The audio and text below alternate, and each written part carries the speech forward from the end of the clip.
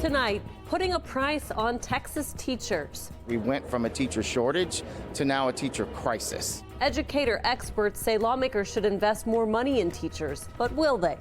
Plus, a new way of looking at border policies on Capitol Hill. All that we're doing is jamming the problem away. One Texas congressman is joining the fight to decriminalize illegal border crossings. And later, what's next for Donald Trump? As the case against him moves forward, how future hearings could complicate his campaign for president. Capitol Tonight starts right now.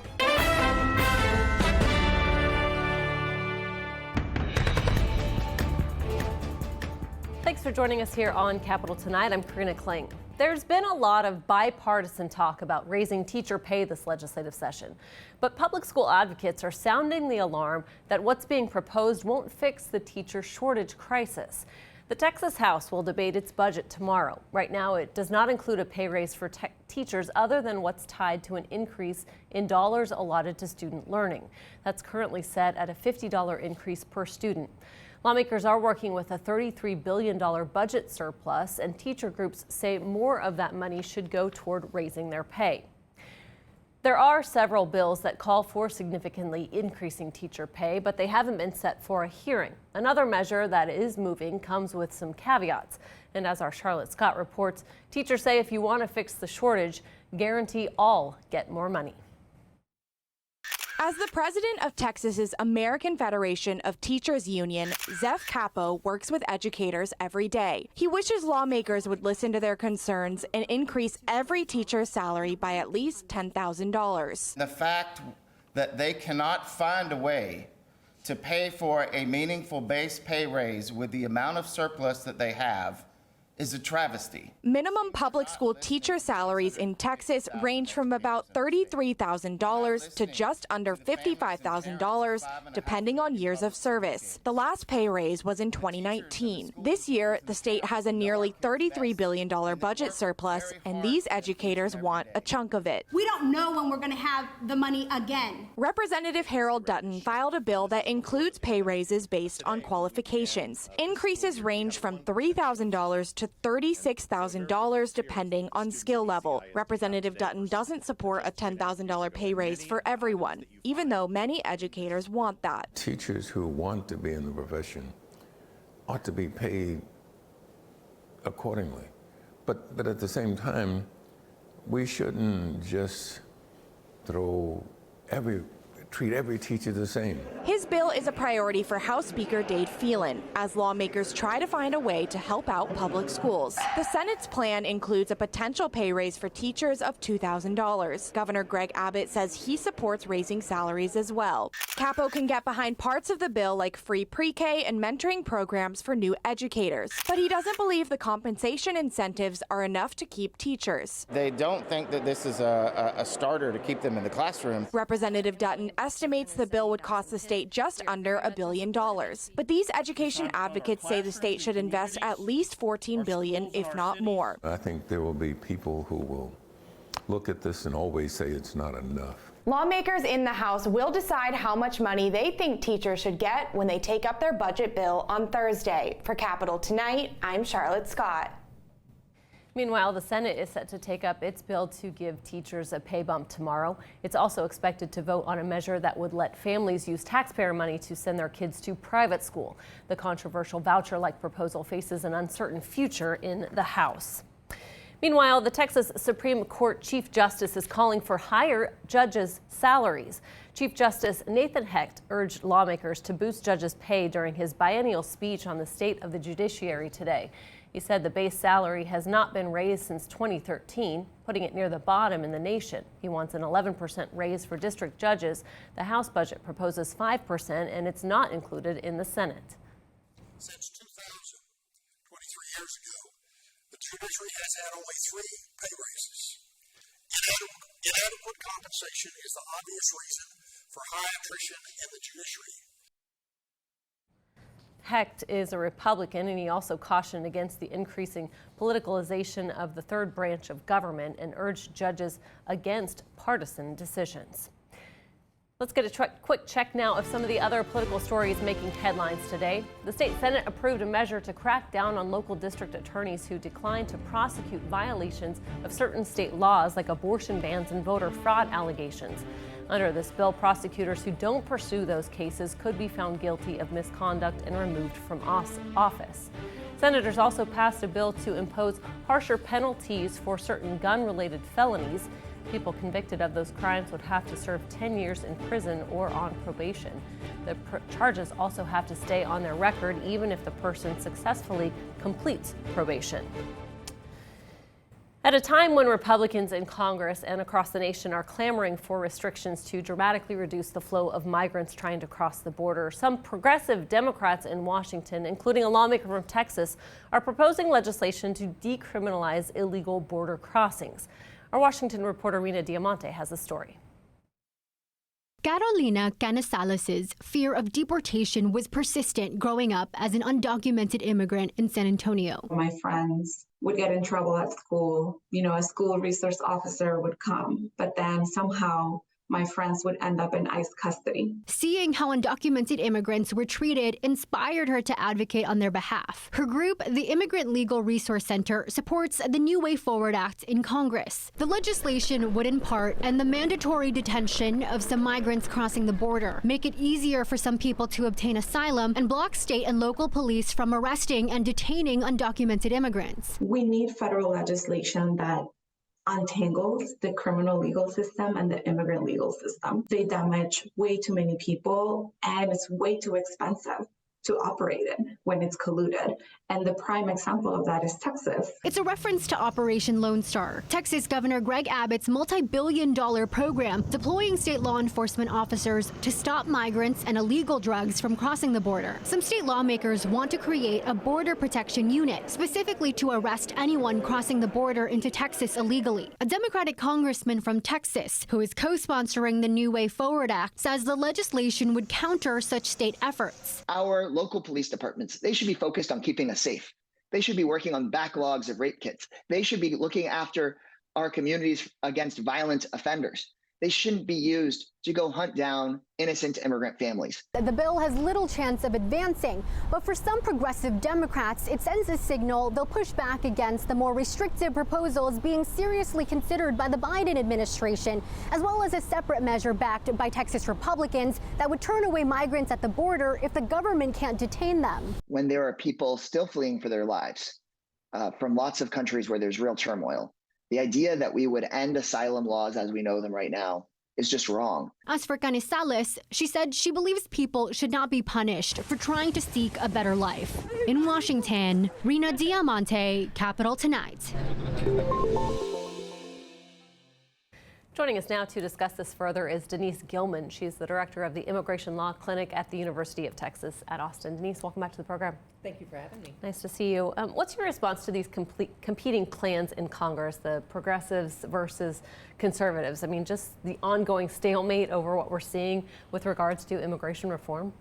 Yes, basically, I mean, at the national congressional level, we're seeing once again the recognition by at least some that we must do something to regularize young people who've been in this country for many years, to otherwise regularize those who are living in the shadows. And at the same time, we see another side of it, which is just increased, ramped up enforcement at the border with no real plan for addressing the needs of those who are already in the United States. And I don't see much prospect for real change. Yeah, the conversation continues. I mean, I know you teach students how to and also handle legal cases for immigrants. I mean, how complex and confusing is that right now? Ooh, incredibly complex and confusing, and also incredibly slow, I guess is what I would say. Yes, I mean, we've been seeing always in immigration ever-changing laws, but in recent years, much more so than ever before. From one day to the next, you may be eligible for asylum and then not eligible, or for another benefit. And then another thing that really has made a significant impact is just the extent to which there are huge delays. Basic things like getting work authorization, even when you're entitled to it, used to take 3 months. Now it might take a year and a half, 2 years. So that means that people really are living in limbo, even when they have viable claims under the law. Yeah. Governor Abbott touts how successful Operation Lone Star has been, that he's filling in the gaps that the Biden administration is failing to do. I mean, how effective do you think it's been? Have you seen it be in terms of stopping the flow of illegal immigration that he's trying to do? Right. So, I mean, I guess that's always the question is, what does it mean to be effective? I mean, it certainly has had an incredibly huge and quite awful impact on asylum seekers crossing into the United States seeking protection, who then end up in a parallel justice system in prisons under the state's authority instead of being processed under the immigration laws. So there's definitely a very significant impact. Has it stopped arrivals of people fleeing dangerous situations in their home countries? No. And it really can't be expected to. Once again, this idea that we can somehow deter migration when we have really serious human rights situations in home countries, it just doesn't bear out. People flee a burning house because they have to flee a burning house, and they're not taking into account exactly what new measure is going to be in place at the U.S. border when they get here. Well, and the Texas House now wants to take it one step further. I mean, what's your take on the push there to create a state border protection unit which would allow trained volunteers to make arrests? I mean, it's almost even hard to describe all of the legal problems that exist with a bill like this one. So I'll just note that it would be a completely unprecedented way of having the state take on authority that really belongs to the federal government in immigration issues. And that's for good reason. We don't want every state in the country to have a different immigration policy, because that involves foreign affairs and it involves international and national considerations. So it certainly is problematic in that sense.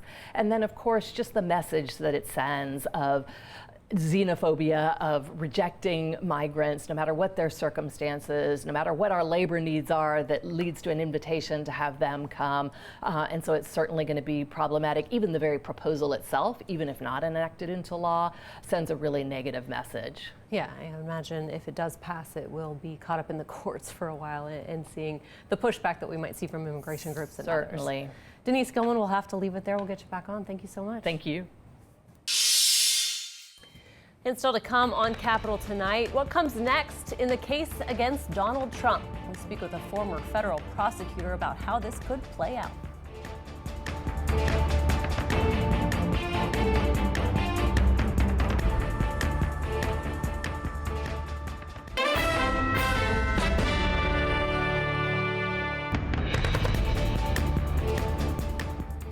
Welcome back to Capitol Tonight. Yesterday's historic arraignment of former President Donald Trump on 34 felony charges is raising the possibility he could face a trial next year, just as he's running for president.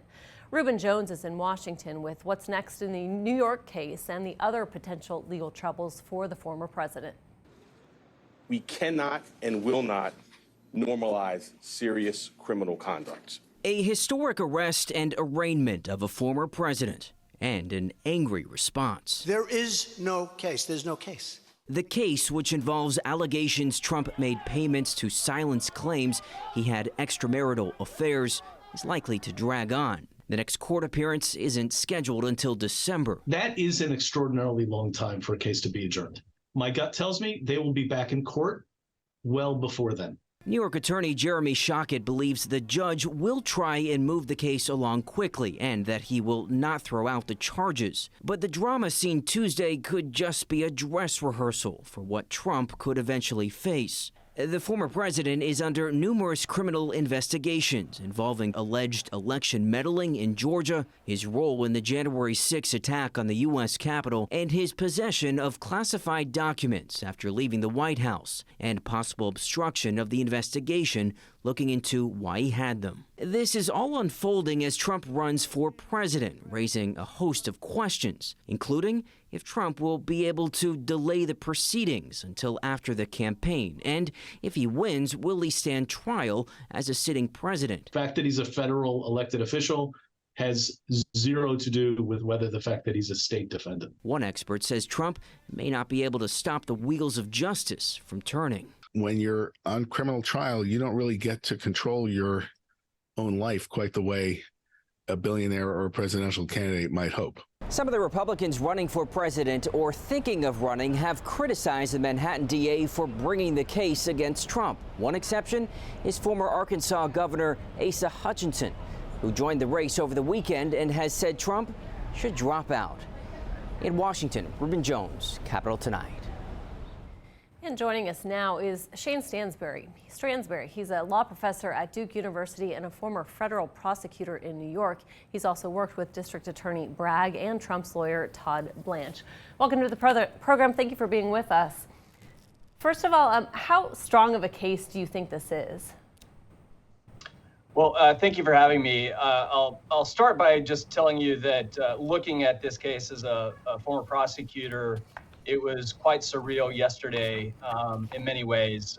It was extraordinary to see Donald J. Trump sitting at a defense table and to see him on an indictment. And so looking at this through the lens of a prosecutor, I saw the indictment. And once I got over that fact, I started thumbing through it to see what it told us. The indictment itself, as many know by now, is pretty bare bones, which is not uncommon. It was accompanied by a statement of facts, which gives the theory of the case, and that gave us a little bit more of the story.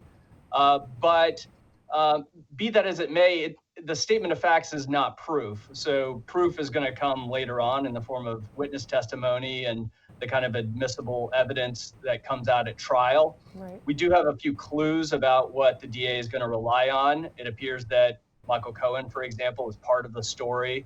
There are some other witnesses we know about, but there is still quite a bit we do not know, and I think we will have to wait and see.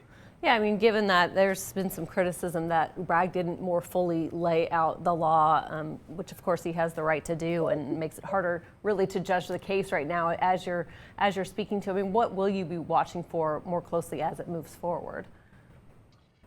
Well, you put your finger on it. That's one of the things that we lawyers are going to be looking out for.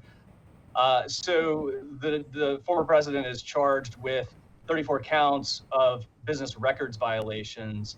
And as many probably know by now, those violations can take the form of misdemeanors or felonies.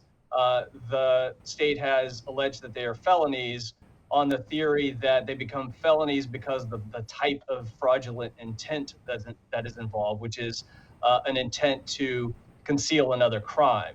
And as you mentioned, it's not mentioned what those crimes are, although the DA gave us a sense of what the theories might be. I'd like to hear more detail about that, but we're going to see a lot of motion practice, I'm sure, in the coming months, in which the defense is going to seek a dismissal based on all of those theories that are being put forth. So that's what I'm looking out for. As mentioned, I mean, you've worked with Bragg, you've worked with Trump's attorney, Todd Blanche. I mean, how do you think, given that, I mean, how do you see this playing out between them? So they're both professionals. They're both very good lawyers. I expect that they will both be aggressive and also disciplined and professional. There is, I think, no animosity between them personally or anything like that. They're both just doing their jobs. And so we'll see how things play out. They're both going to fight hard, but also, as I said, be perfectly professional. Real quickly, just this is all happening, as we mentioned, as Trump runs for president. I mean, how quickly can this case get resolved? We're in uncharted waters, right? Yeah. So we do have a court date in December, and some motion practice is supposed to happen before then. The defense will also get discovery between now and then. Sure. And then we'll be looking towards a trial date. We don't know when that will be. Could be sometime next year. We'll see. A lot can happen between now and then. There could be adjournments. Mr. Stansbury, we'll have to leave it there. We'll get you back on. Thank you so much for your time. We appreciate it. We will be right back.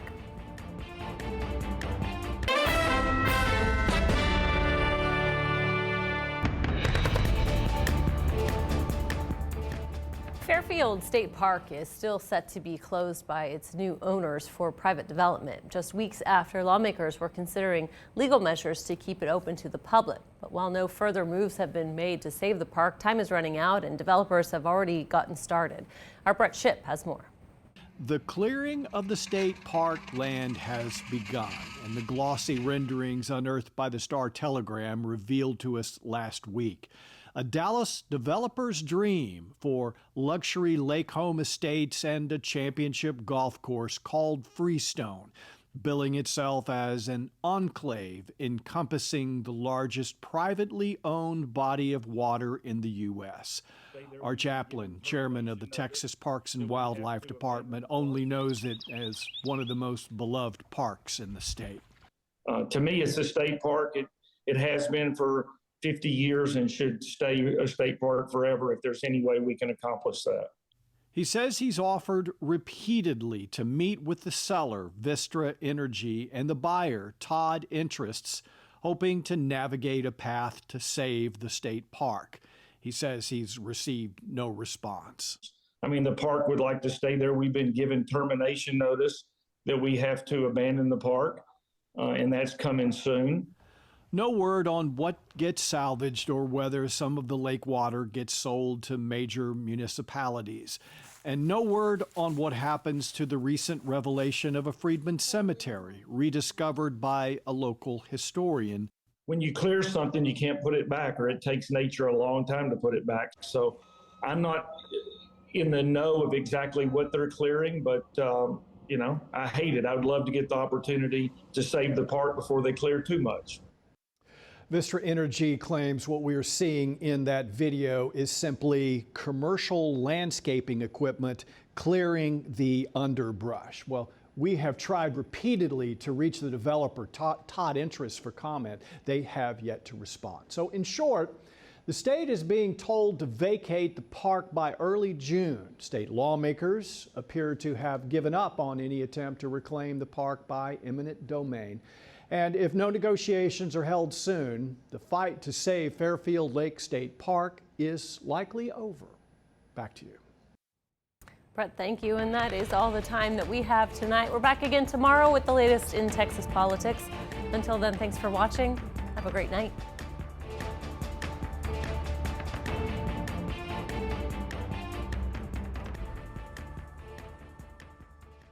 Thanks for watching our YouTube channel. For more refreshing stories about your community, click the subscribe button over here. You can also download our Spectrum News app and tune in to Channel 55 on Dish and DirecTV to get live news coverage, weather updates every 10 minutes, and more. We'll see you then.